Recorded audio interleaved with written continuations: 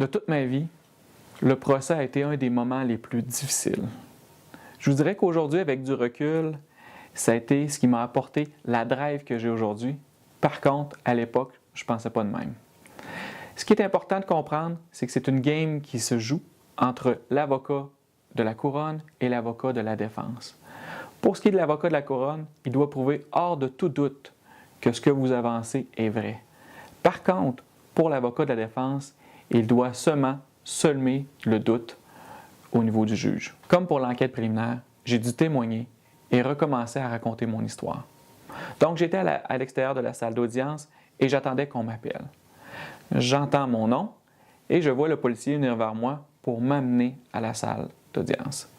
En rentrant dans la salle d'audience, on me fait prêter serment et par la suite commence le procès.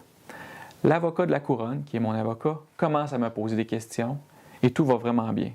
Donc, je raconte mon histoire, ça va bien, c'est facile. Par la suite, c'est au tour de l'avocat de la défense.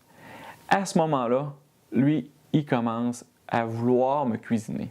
Donc, il me pose les mêmes questions plusieurs fois, de manière différente, pour tenter de me piéger.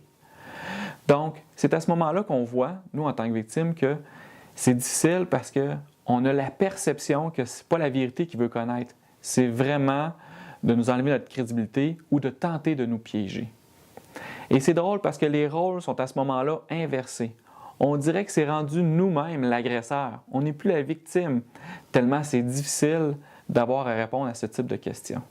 Même si le juge nous répète à plusieurs reprises « Regardez-moi, regardez-moi », c'est impossible de ne pas voir à sa droite son agresseur. J'ai été interrogé pendant près de 2 heures. Je vous dirais que j'étais vraiment vidé et ça a été un enfer. Par contre, à la sortie du tribunal, je savais que j'avais fait la bonne chose. Vers la fin du procès, les avocats doivent faire leur plaidoyer. À tour de rôle, ils devront expliquer pourquoi le juge devrait croire soit la victime ou soit donner le bénéfice du doute à l'agresseur. Par la suite, le juge va se retirer pour prendre la cause en délibéré pour ensuite rendre son verdict.